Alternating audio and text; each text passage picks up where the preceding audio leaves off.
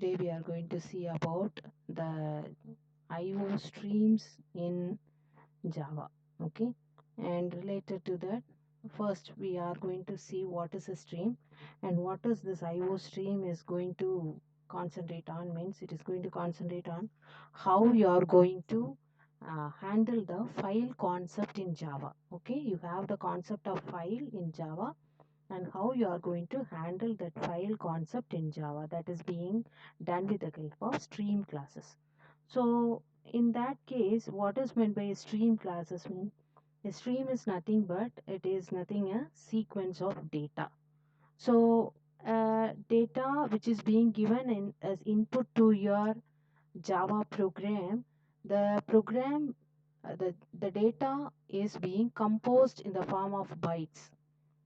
Since each and every data what you give is given into as an input to the your program in the form of a stream of bytes. So normally in Java there are three streams available. The three streams are system.out, system.in and system.error. Now what is the system.out means? System.out is nothing but it is the standard input stream. Okay, this is the standard input stream. And system.in is nothing but the system.out is nothing but the standard output stream. System.in is nothing but the standard input stream. And system.err represents the standard error stream. So these three streams are available inside the IO package of Java to handle the files, and using these stream classes only are going to handle the files. And when seen with these three things, the three streams are it depends upon the console. Console is nothing but the input where you are going to provide the input. That is system.out, that is your output will be provided in your desktop monitor. That is being considered as your system. So you have three streams available inside your Java, and these three streams all together it focuses on the console area of your Java program.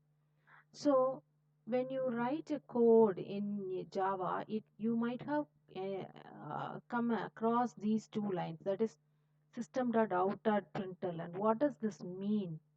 That is system.out.println. It means that you are going to print certain output into your console area. Console area is nothing but your uh, window screen, your screen of your laptop or a system, or you can be a mobile, and that is going to be your console area. So if you want to print anything or if you want to get any input from the user through this window, then you can take up this console area. Okay, you can use these streams. So here to get to print the output, you will be using system.out.println.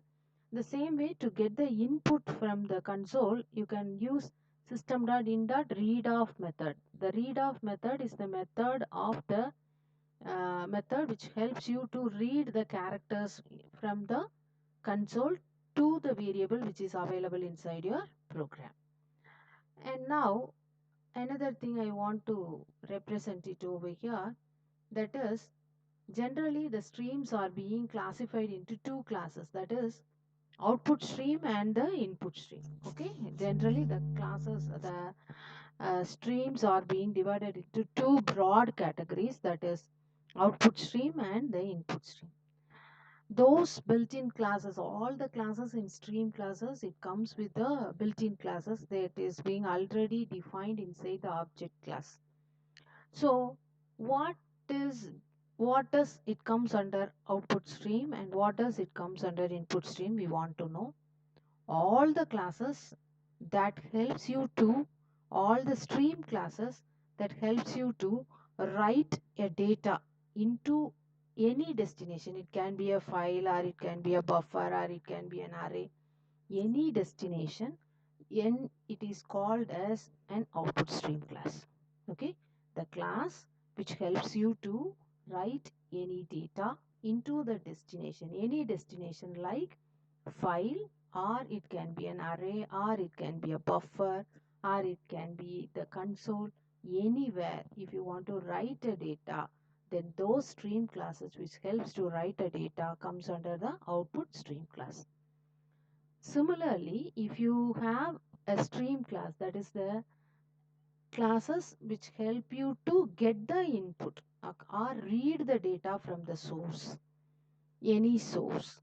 Okay, that kind of files comes under your input stream classes. So totally all the built-in stream classes are being divided into two categories, that is output stream and the input stream. So the output stream and the input stream holds all the classes together with them. So when we see this output stream and input stream, how it goes on. So this is the diagram to represent how a source data is being carried out by the Java application and return it into the destination through the help of input stream classes and the output stream classes. So you have the source, and the source can be either you can take the input from a file, or it can take the input from the console, or you can take input from the socket. Okay, and it can be any one of the input. Whatever the input you take, that source, it will convert with the help of the input stream classes. It is going to convert it into bytes, and it is going to present it to the Java application. Okay, and the Java application, it takes up the byte and write it into the destination. The destination can similarly be the file, console, or socket. This is the diagrammatic representation how the reading and writing of data take place into any source, from any source to any type of destination. And before going into the output stream classes and input stream classes, we need to know about the stream hierarchy. So what is this output stream classes? All these classes comes under your output stream hierarchy. Okay, all these classes, that is your output stream class contains file output stream, byte array output stream, filter output stream, piped output stream, and object output stream. Under filter output stream, you have data output stream, buffer, and print stream. These are certain classes which are available with the output stream classes. And similarly, you will be having the input stream classes. In the case of input stream, you have the same corresponding classes of your output stream, what you have seen in the output stream. That is, you will be having file input stream, byte array input stream, filter input stream, piped input stream, object input stream, and filter input stream, again divided into certain child classes, data input stream, buffered input, and pushback input stream. Now, though we have these two classes contains its own methods. Okay, its own methods. So always the output stream class contains the method called write, and always the input stream class contains the method called read. So the syntax of the method signature is being given here, syntax or the method signature. So in the case of output stream class, you have four methods, that is write and flush and close. And this is another form of write, that is only the parameter is being changed out here. Okay, and this comes under overriding. This comes under overriding. So write of method and flush method and close method comes under the output stream class. These are common methods of the output stream classes. And write of method helps to write a byte or anything into the current output stream. And flush of method flushes the current output stream, that is clears the current output stream. And the last one, close of, it is used to close the output stream which is being open to write it over. And the next one is input stream class. Similarly, you have three method signature along with your input stream class, that is one is one is read of, second one is your available of, and the third one is the close of method. Read off method helps to read the data from the input stream as well as available of checks how many number of bytes can be obtained from the current input stream at a single stretch. And the next one, close off method, close the current input stream. Now we have seen two hierarchy, that is input stream classes and the output stream classes. But what happens together means totally you have to know two things, that is all these classes, though it is considered in one as with the help of one parameter, that is input and output, it is being classified into two categories, that is output stream and the input stream class. But generally Java developers, they do not rely upon this type of class hierarchy, but they rely upon two hierarchy. One is byte stream classes and another one is character stream classes. Though these classes belong to input stream and output stream, Java developers always they focus on two types of classes. They totally divide all the stream classes into two broad categories, that is byte stream classes and the character stream classes. So what does this byte stream classes contain? Now the byte stream classes are used to read the bytes from the input stream. Read the bytes from the input stream and write the bytes into the output stream. Okay, the byte stream classes are used to read the bytes from the input stream and write the bytes into the output stream. Used to read the bytes. Byte stream classes are used to read bytes from the input stream and write bytes to the output stream. Okay, and now these byte stream classes read and write the data. What kind of data? It writes 8 bits of data. Okay, at a time we can store 8 bits of data. So what kind of data it can read? You can read video, audio, character, etc. Everything can be done with the help of byte stream classes, and these byte stream classes are part of Java IO package.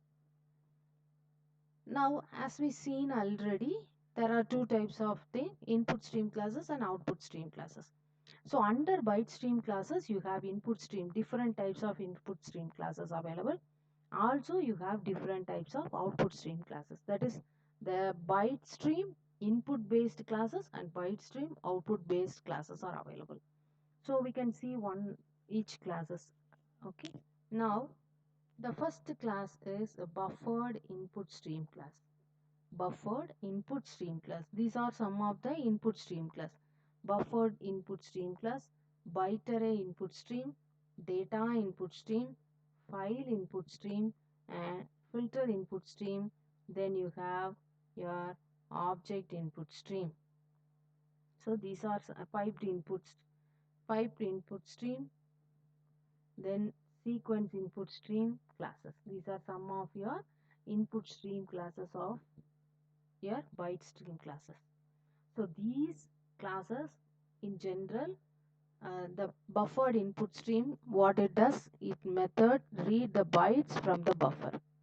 Okay, and byte array input read the, since it is an input stream class, always it can read. So all the classes. So byte array input stream, it reads the byte from the byte array. And data input stream, it reads the Java primitive data types. And file input stream, it reads the bytes from the file. And we will be seeing each and every one's example. Okay, and filter input stream, it contains methods to read the bytes from other input streams. Okay, and object to read the object input stream. And piped input stream, it helps you to read the data from a piped output stream. Okay, pipelining concept will be explained with the help of piped input stream. Sequence input stream, if you want to connect to multiple input stream and read the data from that, then you can use this sequence input stream. So we'll be seeing all those input stream classes here.